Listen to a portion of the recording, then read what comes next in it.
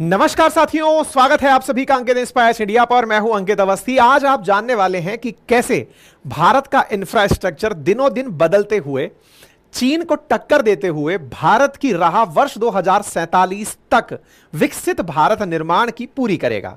जिस प्रकार से मौजूदा सरकार के द्वारा वर्ष 2047 में विकसित भारत का सपना दिखाया जा रहा है, आज हम ये एनालाइज करने वाले हैं कि क्या वाकई में इन 10 सालों में कुछ ऐसा इंफ्रास्ट्रक्चरल सुधार हुआ है क्या, जिसकी वजह से भारत सरकार इस तरह के सपने दिखा रही है। चलिए, भारत का सपना देखते देखते हम पड़ोसी मुल्क की भी चर्चा पैरेलली करेंगे। पाकिस्तान नहीं, चीन की चर्चा करेंगे। जी हां साथियों, क्योंकि चीन ने भारत के साथ ही लगभग आजादी पाई थी। बहुत ही बेकार सोशियो इकोनॉमिक कंडीशन के बीच बढ़ना शुरू किया था और बढ़ते बढ़ते आज वो भारत से बहुत बड़ी इकोनॉमी बन चुका है। अगर नंबर्स में बात करें तो लगभग 5 टाइम्स ऊपर जीडीपी लेकर बैठा है। और भारत से दुनिया में अगर भारत 5वें नंबर पर इकोनॉमी बढ़कर बैठा है तो वो दूसरे नंबर पर बड़ी इकोनॉमी बनकर बैठा है। तो आज के सेशन में हम चीन के अंदर किस तरह से ये ग्रोथ हुई उसको रेफरेंस में लेने वाले हैं। और भारत ने आजादी से जस्ट पहले, आजादी के बाद की सरकारों में, अटल जी के काल में, यूपीए के काल में और वर्तमान मोदी सरकार के काल में क्या क्या इंफ्रास्ट्रक्चरल डेवलपमेंट किए, किस प्रकार से बजट के खर्चे किए, और आज की सरकार का यह एनालिसिस कि आप जो कह रहे हैं क्या वो वाकई हुआ है। चलिए शुरू करते हैं। मेरे प्यारे साथियों, जैसा कि आप सभी जानते हैं कि भारत दुनिया की तेजी से बढ़ती हुई इकोनॉमी है। और बढ़ती हुई इकोनॉमी में यह कहना कि चीन को अगर कोई रिप्लेस कर सकता है तो वो भारत है, इसके पीछे का बड़ा कारण है क्योंकि चीन ने जो कर दिखाया इन सालों में वो सारा था इंफ्रास्ट्रक्चर के बलबूते। उसने अपने इंफ्रास्ट्रक्चर को इतना मजबूत कर दिया अपनी बढ़ती आबादी के साथ कि उसने दुनिया के सामने अपने आप को मैन्युफैक्चरिंग हब बना के प्रेजेंट कर दिया। चाहे वहां की सड़कें हो, रेल हो, मेट्रो हो, एयरपोर्ट हो, इलेक्ट्रिसिटी हो, सब चीजों में वो बहुत तेजी से आगे निकल गया। यानी कि भारत जिस समय ग्रो करना शुरू कर रहा था, हमने इकोनॉमी के टर्सरी सेक्टर को पकड़ लिया, वो सेकेंडरी सेक्टर पर काम करके बहुत तेजी से मजबूती के साथ अपनी नींव को आगे बढ़ाते हुए ले गया। हालांकि भारत इन इंफ्रास्ट्रक्चर के विकास के बारे में लेट जगह है, लेकिन दुरुस्त जगह है। आज के सेशन का कंक्लूजन मैं अभी दे रहा हूं। चलिए विकसित भारत के इस सपने की सच्चाई को शुरू करते हैं आज के इस सेशन में। चर्चा करते हैं वर्ष 1947 से पहले के भारत की। साथियों, जब देश आजाद हुआ तो उस समय भी देश की कुछ प्राथमिकताएं रही होंगी और जब अंग्रेज हम पर शासन करके गए थे तब उन्होंने अपनी जरूरतों के हिसाब से भी देश में कोई ना कोई तो इंफ्रास्ट्रक्चर बना के रखा ही होगा। आप और हम अच्छे से जानते हैं कि कच्चे माल के लिए उन्होंने हम पर शासन किया था। कच्चे माल के लिए उन्होंने हम पर शासन किया तो कच्चे माल की ढुलाई के लिए उन्होंने रेलवे का नेटवर्क विकसित किया। रेलवे के नेटवर्क को बेसिक इंफ्रास्ट्रक्चर के साथ पूरी तरह से डेवलपमेंट में उन्होंने तमाम प्रयास किए। यही तो कारण है कि मुंबई, मद्रास, कलकत्ता जैसे जो बड़े शहर हैं ये ट्रेन से जुड़ गए। और तो और पहाड़ी इलाके भी, हिमाचल, उत्तराखंड जैसे राज्यों को भी उन्होंने रेल नेटवर्क से जोड़ दिया था। उनके काल में भी रोड इंफ्रास्ट्रक्चर उनके मूवमेंट के लिए भी, और जब वो चल रहे हैं तो आप और हम भी चल रहे हैं। तो ब्रिटिशर्स ने अच्छा खासा काम उस समय रोड निर्माण पर किया। अच्छा, क्या केवल ब्रिटिशर्स ने किया? नहीं साहब, इतिहास में आप ग्रैंड ट्रंक रोड का नाम कैसे भूल सकते हैं जो कलकत्ता, दिल्ली, पेशावर को जोड़ती है। लेकिन उसके बाद भी पीडब्ल्यूडी का मतलब पीडब्ल्यूडी जो पब्लिक वर्क्स डिपार्टमेंट है उसके माध्यम से ब्रिटिशर्स ने मुंबई, आगरा, पुणे, बड़े शहरों में, चेन्नई जैसे शहरों को सड़कों से जोड़ने का बड़ा बड़ा काम उठाकर करना शुरू किया। मतलब आप यह पकड़िए कि 1850 तक भी भारत में 2500 किलोमीटर की सड़क बन गई थी। अर्थात जब अंग्रेज यहां थे तब भी इंफ्रास्ट्रक्चर को उन्होंने अपने फायदे के लिए, कौन सा फायदा, ताकि वो भारत से कच्चे माल की ढुलाई करके अपने देश ले जाएं, पका माल लेकर आए सड़कों से और ट्रेन से ले जाकर दूर दराज के क्षेत्रों में बेच सकें। यानी ये तो स्पष्ट था कि इंफ्रास्ट्रक्चर में रेल का, रोड का बड़ा महत्व है। अगर आप तेजी से ढुलाई कर पाएंगे तो फिर आप संसाधनों का अधिक से अधिक उपयोग कर पाएंगे। यह काम होता रहा, देश की आजादी भी हुई। लेकिन जब हम आजाद हुए तो हम बहुत सारी परेशानियों से जूझ रहे थे। जहां एक और हम अंग्रेजों के लिए केवल कच्चे माल का कारखाना और एक बाजार थे, हमारे पास आजादी के बाद हमें अब कच्चे माल से पक्का माल भी खुद ही बनाना था और अपने लोगों की गरीबी भी खुद ही दूर करनी थी। यानी देश ने आजादी के बाद एक्सट्रीम पावर्टी, और एक्सट्रीम पावर्टी के हद तो यह कि हम अनाज की कमी जैसी चुनौतियों का सामना करते रहे।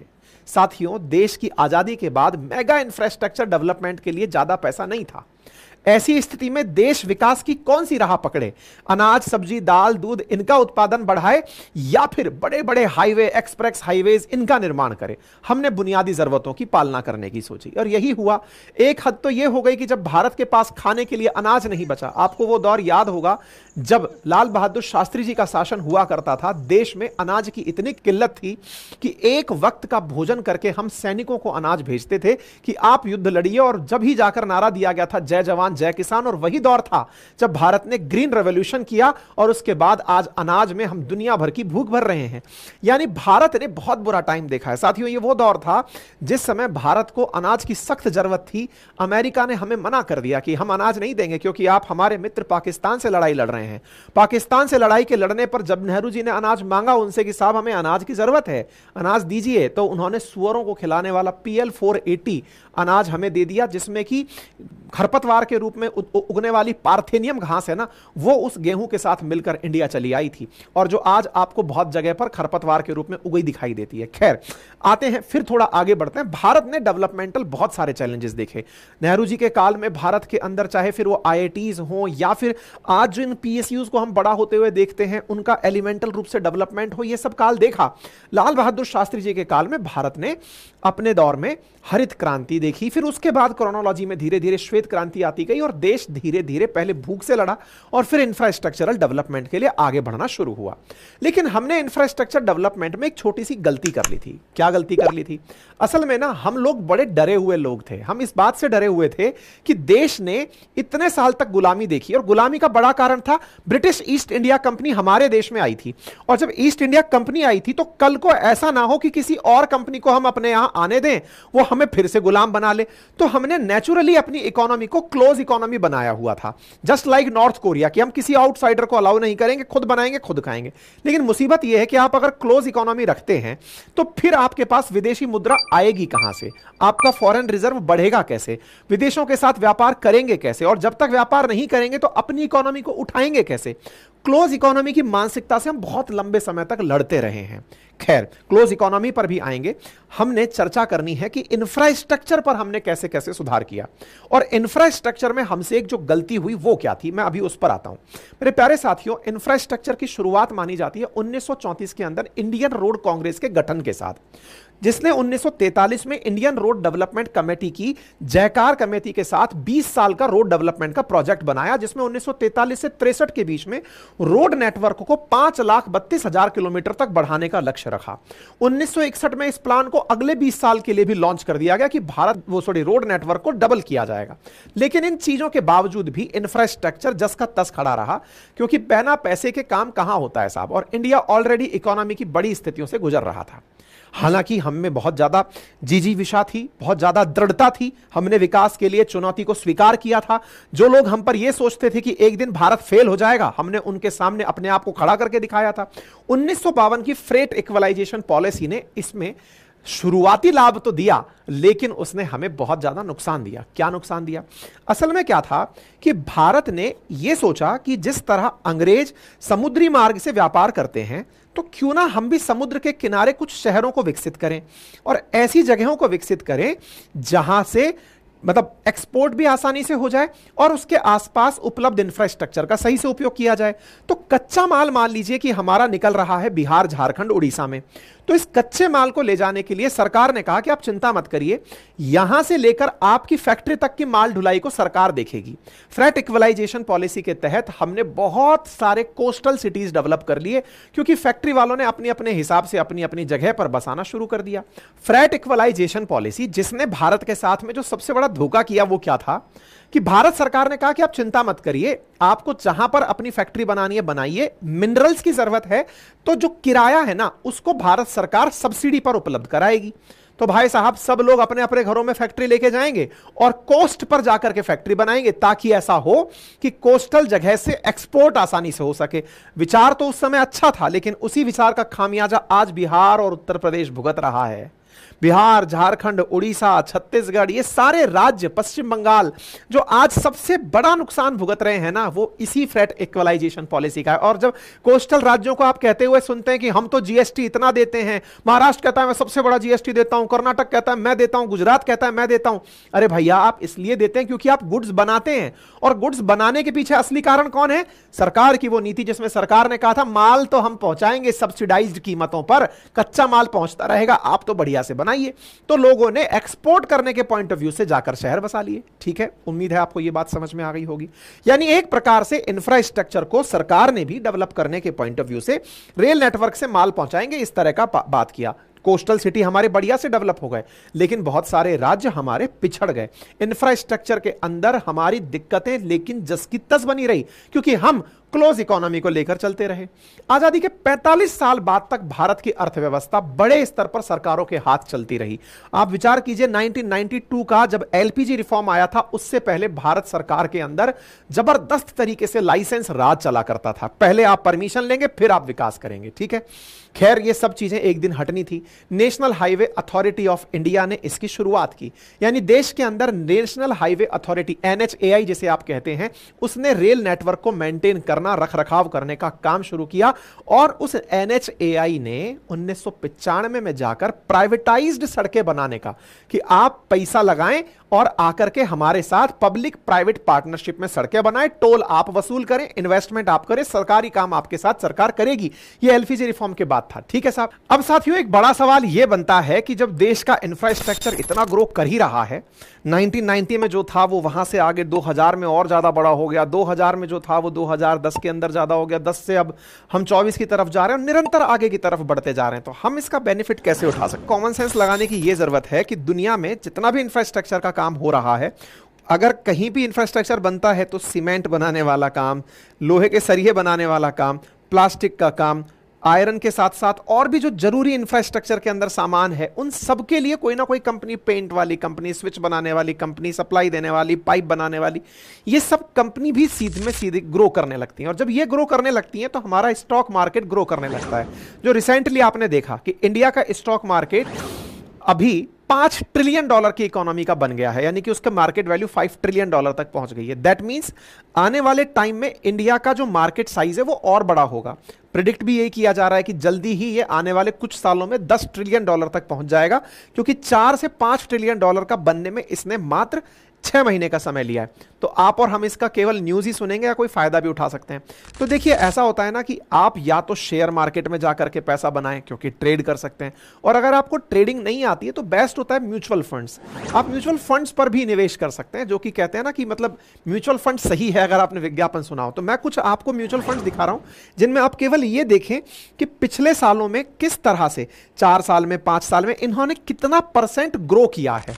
जब इतना परसेंटेज इन कंपनीज ने जो इंफ्रास्ट्रक्चर से जुड़ी हैं ये ग्रो कर रही हैं, तो दैट मींस कि आने वाले समय में इंफ्रास्ट्रक्चर सेक्टर में जैसे जैसे इंडिया ग्रो करेगा, तो इंडिया के ग्रोथ के साथ साथ ये कंपनी के स्टॉक भी ग्रो करेंगे। बाकी मर्जी आपकी होती है कि आप अपने इस यात्रा में, जब देश ग्रो कर रहा हो, आप कैसे ग्रो करें। आपके अपने तरीके हो सकते हैं। आप अपनी कंपनी डालकर बैठ जाएं, ऐसा ही काम करना शुरू करें, लेबर सप्लायर बन जाएं, या कोई बड़ा टेंडर आप उठा लें, या फिर कोई बड़ी मशीनरी आप ले आएं, जो जिसको जैसे समझ में आए। इस पूरी यात्रा में आप भागीदार बन सकते हैं। बाकी तो आपकी मर्जी है कि आप देश को कैसे आगे देखना चाहते हैं। लेकिन एक चीज तो तय है, आप और हम अब तक जितनी भी चर्चा सुने हैं, उस चर्चा में कहीं ना कहीं ये तो आपके दिमाग में भी आ गया होगा कि जितने रिफॉर्म्स हैं वो रिफॉर्म्स अल्टीमेटली भारत को आगे बढ़ाने के लिए किए जा रहे हैं। चाहे एनएचएआई की स्थापना हो, चाहे श्वेत क्रांति हो, चाहे हरित क्रांति हो, चाहे भारत की फ्रेट इक्वलाइजेशन पॉलिसी हो, ये सब चाहते क्या है? देश का विकास हो। इसी तरह से आज का दौर चल रहा है इंटरनेट का, आज का दौर चल रहा है एआई का, आज का दौर चल रहा है कंप्यूटर क्रांति का। ऐसी स्थिति में इंफ्रास्ट्रक्चर के अपग्रेड और एडवांसमेंट में इसने बहुत बड़ी भूमिका निभाई है। और टेक और डेटा इस समय बड़ी भूमिका इंफ्रास्ट्रक्चर डेवलपमेंट में निभा रहा है। अब ट्रांसपोर्टेशन का उदाहरण ले लीजिए। आज ट्रांसपोर्ट को मैनेज करना हो, उसके लिए सिस्टम चाहिए कि ट्रैफिक सिस्टम अपग्रेड कैसे होगा, इंटेलिजेंट ट्रैफिक कंट्रोल सिस्टम कैसे बनाया जाए, कंप्यूटर और डेटा बेस्ड इंफॉर्मेशन से अपने ऑपरेशंस को मैनेज कैसे किया जाए। ऐसे में अगर फ्यूचर में होने वाले इकोनॉमिक डेवलपमेंट में अगर हाई क्वालिटी टेक एजुकेशन का रोल देखा जाए तो वो बड़ा रोल है, और इसी फील्ड में आपको एक्सपर्ट बनाने का काम करता है स्केलर।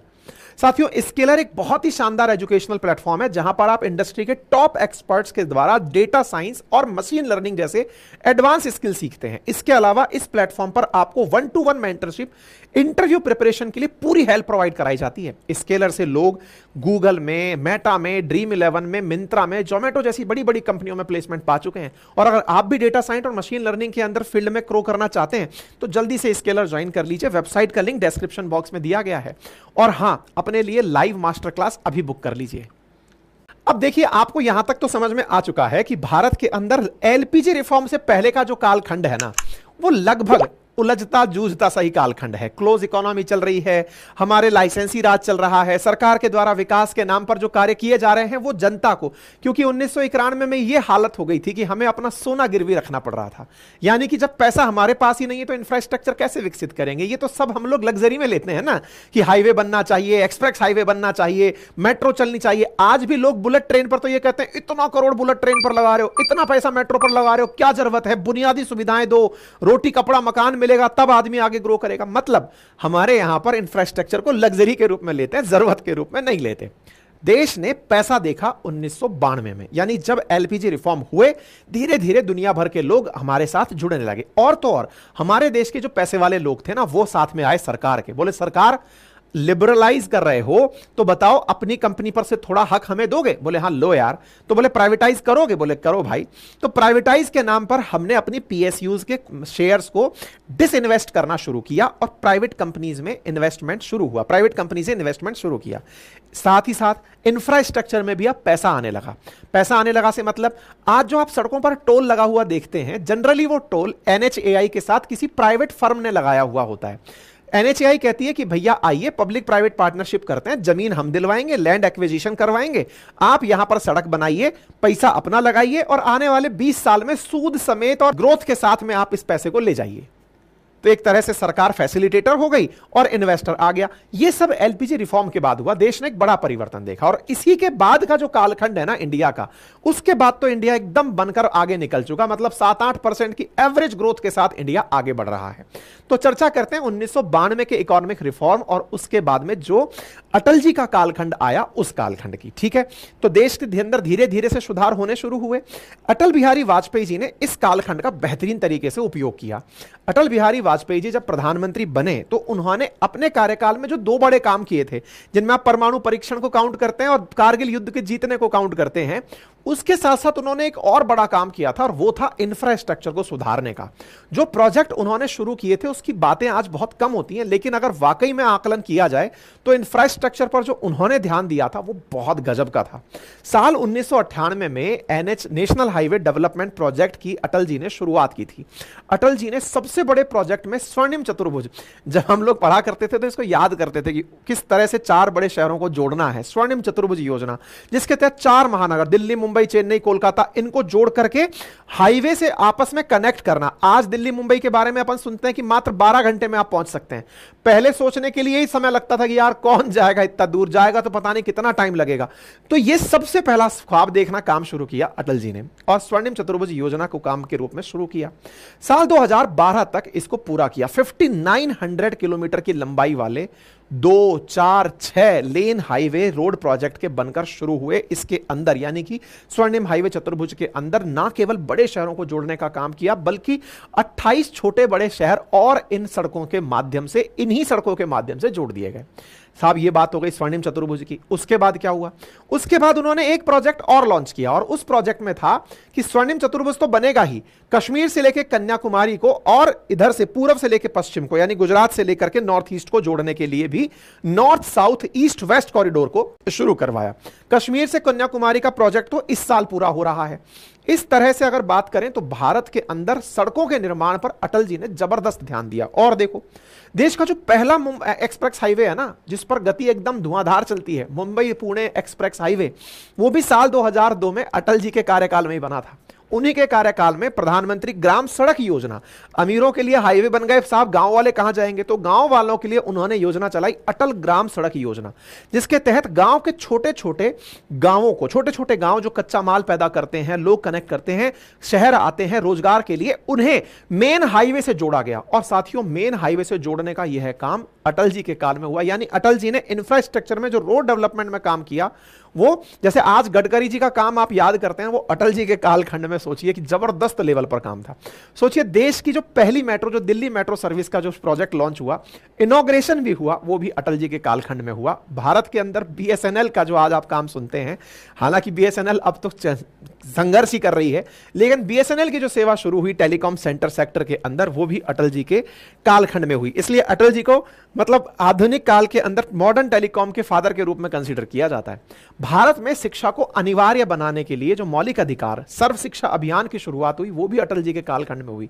यानी कि अब यह दौर न केवल शिक्षा की बात कर रहा था, कनेक्टिविटी की बात कर रहा था, संचार की बात कर रहा था, इंफ्रास्ट्रक्चर की बात कर रहा था, और इसी से सवार होकर के बीजेपी सोच रही थी कि अब तो इंडिया शाइन करने वाला है।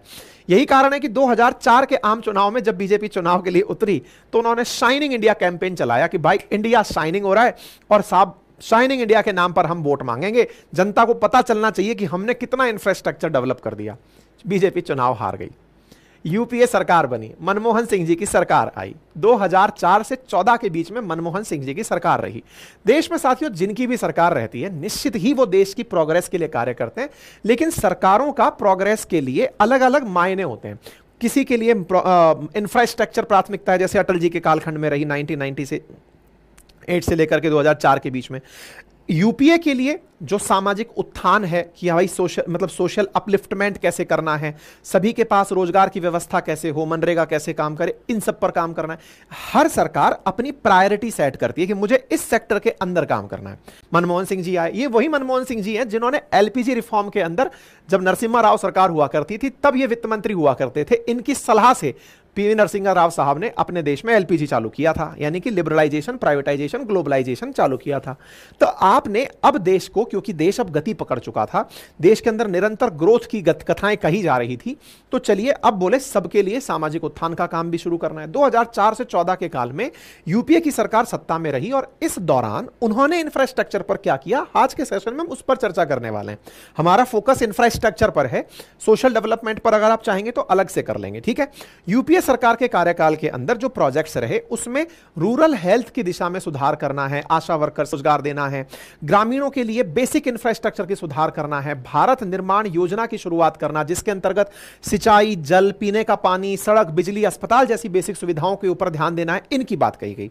यूपीए सरकार ने लघु उद्योग, जैसे एमएसएमई सेक्टर के जो उद्योग होते हैं ना, माइक्रो, स्मॉल, मीडियम, इसके ऊपर काफी सपोर्ट किया, इनको काफी सपोर्ट किया, जिससे कि एम्प्लॉयमेंट जनरेट होने वाला सेक्टर बने। इंफ्रास्ट्रक्चर डेवलप होता है तो भी एम्प्लॉयमेंट क्रिएट होता है, एमएसएमई सेक्टर ग्रो करता है तो भी, क्योंकि अल्टीमेटली कोई भी चीज उत्पादित होगी तो ही वो इंफ्रास्ट्रक्चर का यूज करके। अगर आज बिजली नहीं है तो फिर कोई इंडस्ट्री नहीं चल पाएगी, अगर आज सड़कें नहीं है तो इंडस्ट्री से बना हुआ माल पोर्ट तक नहीं पहुंच पाएगा, अगर पोर्ट नहीं है तो एक्सपोर्ट कैसे हो पाएगा। सब चीजें इंटर रिलेटेड हैं। तो एक सरकार अगर कुछ बना रही है तो दूसरी सरकार वहां जाकर के अपने द्वारा प्रोडक्शन का काम कर रही है, ठीक है ना। इसके साथ साथ इंफ्रास्ट्रक्चरल प्रोजेक्ट के अंदर यूपीए सरकार में गुरुग्राम के अंदर डीएलएफ, जैसे कभी आप अगर दुबई जाएं तो वहां पे एमआर दिखाई देता है, ईएमए जो अपने कश्मीर के अंदर मॉल बनाने वाला है। ऐसे गुड़गांव जाएंगे तो आपको डीएलएफ दिखाई देता है, हुडा सिटी सेंटर। ये सभी उसी कालखंड में पैदा हुए। दिल्ली के अंदर यूपीए सरकार के दौर में ये बहुत तेजी से बढ़े। नोएडा, गाजियाबाद, एनसीआर रीजन में इंडस्ट्रियल हब बनना शुरू हुआ। मेट्रो नेटवर्क जो पहले अटल जी के सामने में शुरू हुआ था, अब वो तेजी से एक्सपेंड होने लगा। स्वर्णिम चतुर्भुज जो अटल जी ने शुरू किया था वो इस कालखंड में पूरा हुआ। यानी कि सरकारों ने एक दूसरे के काम नहीं रोके। जैसे यूपीए गवर्नमेंट में मनरेगा आया तो फिर ये नहीं था कि मोदी जी के कालखंड में वो रुक गया, बस प्राथमिकताएं बदल जाती हैं कि कौन किसको ज्यादा प्रायोरिटी दे रहा है। तो इंफ्रास्ट्रक्चरल को, डेवलपमेंट को बूस्ट करने के लिए यूपीए सरकार ने एफडीआई में निवेश के लिए विदेशी निवेशकों को निवेश के नियम सरल कर दिए कि आप आइए और पैसा लगाइए, प्रोजेक्ट में 100% तक पैसा लगाइए ताकि इंफ्रास्ट्रक्चर डेवलपमेंट तेजी से होता रहे, ठीक है। हालांकि इस दौर में मनमोहन सिंह जी की एक बड़ी उपलब्धि रही जब देश 2008 की मंदी को झेल गया, जिस समय अमेरिका जैसे देशों की हालत खराब हो गई थी। हमारा देश उस स्थिति को भी पार करते हुए आगे निकल गया और देश उस कालखंड में दुनिया की 10वीं बड़ी इकोनॉमी बनकर के आया। पावर प्रोडक्शन की अगर हम बात करें तो 1,12,000 मेगावाट का पावर प्रोडक्शन जो 2004 में था वो इस कालखंड में बढ़कर के 2,34,000 मेगावाट तक पहुंच गया। बाकी अगर हम डेटा यूपीए सरकार के 10 सालों के कार्यकाल का निष्कर्ष निकालें तो 2004 से 4 में दुनिया के अंदर भारत 12वीं बड़ी अर्थव्यवस्था हुआ करता था, वो 2014 में 2 ट्रिलियन जीडीपी के साथ 10वीं बड़ी अर्थव्यवस्था बनकर आ गया। और अगर हम बात करें डेटा के ऊपर कि किस प्रकार से हमने एनुअल बजट को बढ़ाया, तो पता चलता है कि जहां हम 2004 के अंदर 4.71 लाख करोड़ का बजट रखते थे वार्षिक बजट, 2014 में बढ़कर के हमने 231% की बढ़ोतरी के साथ 15.59 लाख करोड़ रुपए का टोटल बजट लागू किया। लेकिन इसमें जो बजट था उस बजट का डिस्ट्रीब्यूशन, टैक्स कलेक्शन कैसे हुआ, इसका खर्चा कहां हुआ, कैपिटल एक्सपेंडिचर कहां हुआ, क्योंकि अल्टीमेटली इंफ्रास्ट्रक्चर का निर्माण किससे होता है? कैपिटल एक्सपेंडिचर से, जिससे कि रेलवे बनेगी, रोडवे बनेंगी, सी पोर्ट बनेंगे, एयरपोर्ट बनेंगे, स्कूल कॉलेजेस हॉस्पिटल्स बनेंगे। इन पर जो निवेश था ना वो इस दौर में थोड़ा कम रहा।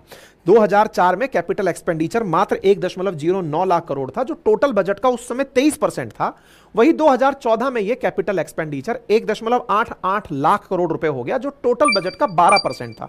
यानी टेक्निकली पहले जहां इंफ्रास्ट्रक्चर पर 23% तक धन खर्च हो रहा था वो यूपीए गवर्नमेंट में 12% रह गया। यानी यूपीए गवर्नमेंट की प्राथमिकताओं में इंफ्रास्ट्रक्चर पर पैसा कम खर्च किया गया। यानी 10 सालों में बजट का अमाउंट तो बढ़ा लेकिन कुल की तुलना में वो कम रहा, जिसकी वजह से इंफ्रास्ट्रक्चर में इतनी तेजी नहीं दिखी जो तेजी बाद के काल में दिखी। मतलब बाद के काल का अर्थ है 2014 के बीच का काल। आप इसको ऐसे समझिए कि 4 से 14 के बीच में भारत ने 940 किलोमीटर के ही एक्सप्रेस हाईवे बनाए थे। नेशनल हाईवे की बात करें तो 4 से 14 के बीच में 26,000 किलोमीटर के ही नेशनल हाईवे बने थे।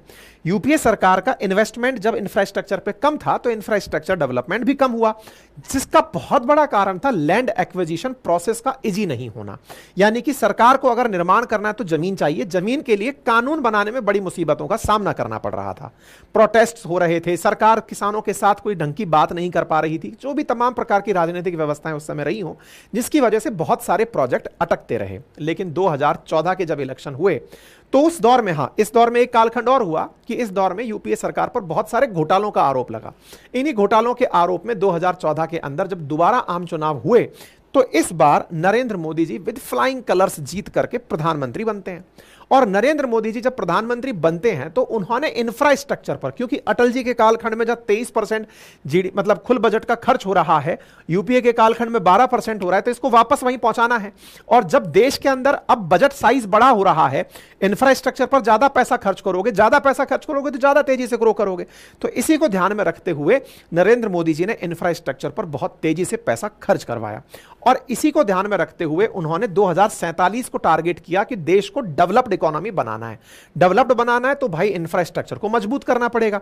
हमारे प्राइमरी सेक्टर में हम बढ़िया उत्पादन करते हैं, टर्सरी सेक्टर में हम बढ़िया सर्विसेज देते हैं। आज इंटरनेट क्रांति की अगर हम बात करते हैं तो भारत उसमें मसीहा बनकर बैठा है।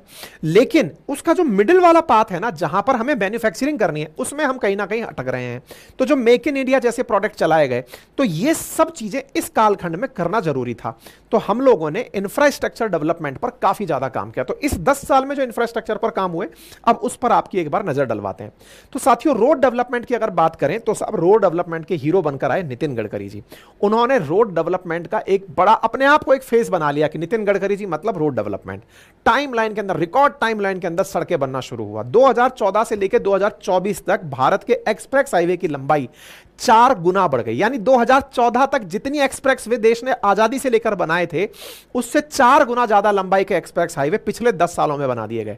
यानी लगभग 9500 किलोमीटर की लेंथ के हम लोगों ने 2 सालों की मतलब पिछले सालों के अंदर एक्सप्रेस हाईवे बना दी। और आने वाले 2 सालों में और तेजी से ये बढ़ते हुए जाएंगे और तेजी से आगे कंप्लीट होते चले जाएंगे। मतलब एक तरह से ये समझिए कि एक्सप्रेस हाईवे, जिससे कि बेरोक टोक तरीके से गाड़ियों की गति हो सके, माल बहुत अच्छे से इधर से उधर ढुलाई कर सके, वो तेजी से निर्माण हुआ। और तो और ये नहीं था कि बड़े शहरों को टारगेट किया गया, ऐसे क्षेत्र जो पिछड़े हुए थे, जैसे बुंदेलखंड एक्सप्रेस हाईवे हुआ, पूर्वांचल एक्सप्रेस हाईवे हुआ, इनके ऊपर भी जबरदस्त तरीके से काम हुआ।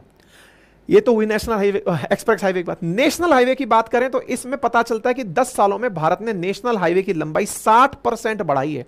2014 में जहां 91,000 किलोमीटर की मतलब वो थी सड़क था, नेशनल हाईवे था, 2023 में वो 1,46,000 किलोमीटर की लंबाई तक पहुंच गया।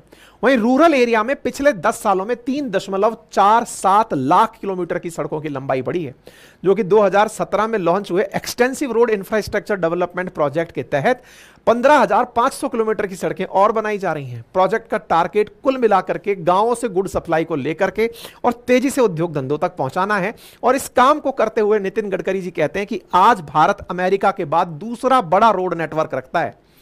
अब बात हो गई रोड नेटवर्क की, तो अब बात करते हैं रोड नेटवर्क के बाद में क्या केवल रोड ही रोड बनी है, क्या भारत ने रेल नेटवर्क, मेट्रो नेटवर्क इस पर कुछ किया है कि नहीं किया है?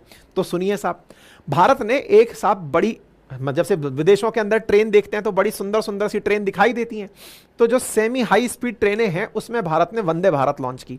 वंदे भारत ने भाई साहब रेलवे की एक तस्वीर सी बदल दी, और रेलवे के अंदर जो नए कोचेस आए, जो लाइट कोचेस आए, जिससे कि ट्रेन की गति बढ़ी, ट्रेन की स्टेबिलिटी बढ़ी, जर्क लगना कम हुआ। रेलवे ने मूलभूत रूप से बहुत सारे परिवर्तन अपने अंदर किए, और उसका परिणाम आप देखिए कि देश ने टारगेट बना रखा है कि आने वाले समय में 2030 तक भारत के अंदर लगभग 800 सेमी हाई स्पीड ट्रेन चलेंगी। कौन सी? वंदे भारत ट्रेन चलने वाली हैं। ऑलरेडी भारत के अंदर धुआंधार लगभग अब तो हर शहर सुनता जा रहे हैं अपन की वंदे भारत से कनेक्ट होता ही जा रहा है, प्रधानमंत्री झंडे दिखाए जा रहे हैं। इंडियन रेलवे ने मॉडर्नाइजेशन के अंदर और जो मुकाम हासिल किए वो था इलेक्ट्रिफिकेशन का। जहां एक और ट्रेन को हम डीजल से, कोयले से चलता हुआ देख रहे थे, अब उन इंजन्स को इलेक्ट्रिक इंजन से चेंज करने का काम था। 2014 के बाद इसमें जबरदस्त तेजी आई। रेलवे ने इलेक्ट्रिफिकेशन का काम पूरा करने का लक्ष्य रखा, जो लगभग पूरा होने ही वाला है। मतलब आप स्थिति ये देखिए कि इलेक्ट्रिफिकेशन के बाद रोड नेटवर्क के साथ साथ रेल नेटवर्क भी, और तो और डेडिकेटेड फ्रेट कॉरिडोर, जिससे माल भाड़े की केवल पटरियां मालगाड़ी के लिए, यह भी कंप्लीट हुआ इस कालखंड में इंफ्रास्ट्रक्चर पर दिए गए बजट के कारण। पिछले 10 सालों के अंदर मेट्रो पर भी जबरदस्त काम हुआ। टारगेट है कि 2030 तक भारत के 30 शहर मेट्रो ट्रेन से चल रहे होंगे। इसके अलावा दिल्ली से मेरठ का रैपिड रोड जो ट्रांसपोर्ट सिस्टम है, जैसे RRTS कहते हैं, वो 2026 तक पूरा हो जाएगा। मतलब कोई लगभग 10-12 लेन की सड़क है, जिसको देखकर यह लगता है कि पूरा हेलीपैड सा बना रखा है, गाड़ियां चलती हुई दिखती हैं। दिल्ली मेरठ अब ऐसा हो गया है कि बस आप गाड़ी में बैठे और अब तो आपको मेरठ ही उतरना है, रास्ते में कोई व्यवधान नहीं है, ताकि दिल्ली में नौकरी करने वाले लोग अगर मेरठ में भी रहते हैं तो वो वहां से अप डाउन कर सकें। दिल्ली बहुत ज्यादा कंजेस्टेड होती जा रही है। इसी को ध्यान में रखते हुए अब का टारगेट है कि RRTS जैसी परियोजनाएं आसपास की जो NCR सिटीज हैं, चाहे फिर वो हरियाणा के अंदर हो, चाहे वो राजस्थान के अंदर हो, उन सब के अंदर इसी प्रकार से कनेक्टिविटी को बढ़ाना है। ठीक है, RRTS के तहत अगले चरण में पंजाब, हरियाणा, राजस्थान, इनके शहरों को जोड़कर और इंडस्ट्रियल क्षेत्रों को डेवलप करने का टारगेट रखा गया है। यानी सड़कों के मामले में, रेल के मामले में, मेट्रो के मामले में गजब लेवल पर काम हुआ। इसके अलावा बात करते हैं एयरपोर्ट्स की। 2014 में जहां देश में 74 एयरपोर्ट थे, इस बार 2024 में बढ़कर इनकी संख्या 158 एयरपोर्ट की हो गई। यानी कि जिसकी जिस तरह की जरूरत है, आने वाले समय में बुलेट भी जुड़ जाएगी, जिसकी जितनी समय की कीमत है उस हिसाब से यात्रा करे। ट्रेन से जाना है, सड़क से जाना है, हवाई जहाज से जाना है, जैसे जाना है, सुविधाएं विकसित भारत में होती जा रही हैं। ये तो हुआ ट्रांसपोर्ट के बारे में। इसके साथ साथ एम्स की अगर संख्या की बात की जाए, जो कि एम्स का भी निर्माण जो है वो इंफ्रास्ट्रक्चर में काउंट होता है, पिछले 10 सालों में एम्स की संख्या 7 से बढ़कर 23 हो गई। साथ ही साथ हॉस्पिटल में एक परिवार को इलाज के लिए 1 साल में 5 लाख रुपए तक का इलाज फ्री दिया गया। हर घर में जल, हर घर में बिजली, क्योंकि इलेक्ट्रिसिटी अल्टीमेटली प्रोडक्शन के लिए, इंफ्रास्ट्रक्चर के लिए बड़ी चीज है। जल एक बड़ी चीज है। हर घर शौचालय जैसी भी चीजें कैपिटल इंफ्रास्ट्रक्चर के अंदर निवेश की गई। यानी कि जो पैसा इंफ्रास्ट्रक्चर पर खर्च हुआ वो इन सब चीजों पर खर्च हुआ।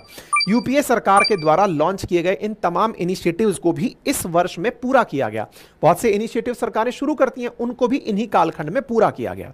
घरों तक हालांकि अभी तक 100% बिजली नहीं पहुंची है, लेकिन हर घर बिजली पहुंचाने का लक्ष्य भी इसी कालखंड में पूरा किया जाना है, लगभग पूरा हो चुका है। मतलब एक तरह से यह समझिए कि रेलवे का इलेक्ट्रिफिकेशन हो, RRTS हो, रोड हो, एयरपोर्ट हो, इंफ्रास्ट्रक्चर पर इस कालखंड में गजब का काम हुआ।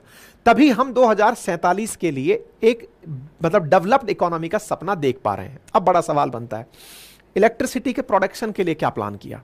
Bharat coal energy, hydro energy, solar energy से अब बिजली खपत की पूर्ति कर रहा है। आपको मालूम है कि जब आप विकास करते हैं तो विकास के साथ साथ एनर्जी की बड़ी चुनौतियां होती हैं, और एनर्जी की चुनौतियों में भारत का जो बढ़ता हुआ इंफ्रास्ट्रक्चर है ना, ये इंफ्रास्ट्रक्चर बिजली की चुनौतियों को कैसे झेलेगा, ये अपने आप में एक बड़ी बात है। अब इस बड़ी बात का क्या समाधान है साहब? इस बड़ी बात का यह समाधान है कि भारत की जो बड़ी जनसंख्या है उसके लिए इलेक्ट्रिसिटी पहले तो पहुंचाओ, और पहुंचा करके पावर कट की समस्या से निजात दिलाओ। इन दोनों ही चीजों में बड़ी संख्या में इजाफा हुआ है, पावर कट कम हुआ है और इलेक्ट्रिसिटी तेजी से पहुंची है। अगर इस आंकड़े को हम देखें तो साल 2013-14 में कुल बिजली का उत्पादन 1020 बिलियन यूनिट का था, जो कि 22-23 में 1620 बिलियन यूनिट का हो गया, जो 1750 बिलियन यूनिट तक पहुंच जाएगा। एनर्जी सेक्टर में सोलर पावर ने गजब तेजी से वृद्धि की है। ग्रीन एनर्जी रेवोल्यूशन को ध्यान में रखते हुए 2030 तक Bharat 500 gigawatt renewable energy produce करने का टारगेट रखकर चल रहा है। दुनिया का सबसे बड़ा गुजरात के कच्छ में 30 गीगावाट कैपेसिटी का सोलर पावर प्लांट लग रहा है। इसके अलावा राजस्थान के भड़ला में solar power plant green energy revolution का ही हिस्सा बनकर चल रहा है। इंफ्रास्ट्रक्चर डेवलपमेंट में भारत सस्टेनेबल डेवलपमेंट के ऊपर भी ध्यान दे रहा है, तभी तो भारतीय रेलवे के अंदर 2030 तक नेट जीरो कार्बन एमिशन, अर्थात जितना कार्बन हम यूज करेंगे, पावर से हम कंज्यूम करेंगे, उसको उतना ही सोलर एनर्जी से बनाकर काम में लेंगे, यानी कि हम कार्बन उत्सर्जित नहीं करने वाले हैं। 100% इलेक्ट्रिफिकेशन पूरा कर दिया जाएगा। मेट्रो नेटवर्क आरआरटीएस पूरी तरह बिजली से चलने वाला हो जाएगा। एक तरह से यह समझिए कि आप अगर एक बार मेट्रो से सफर 1 किलोमीटर का कर रहे हैं तो आप कार्बन इमिशन में बहुत बड़ा रोल प्ले कर रहे हैं।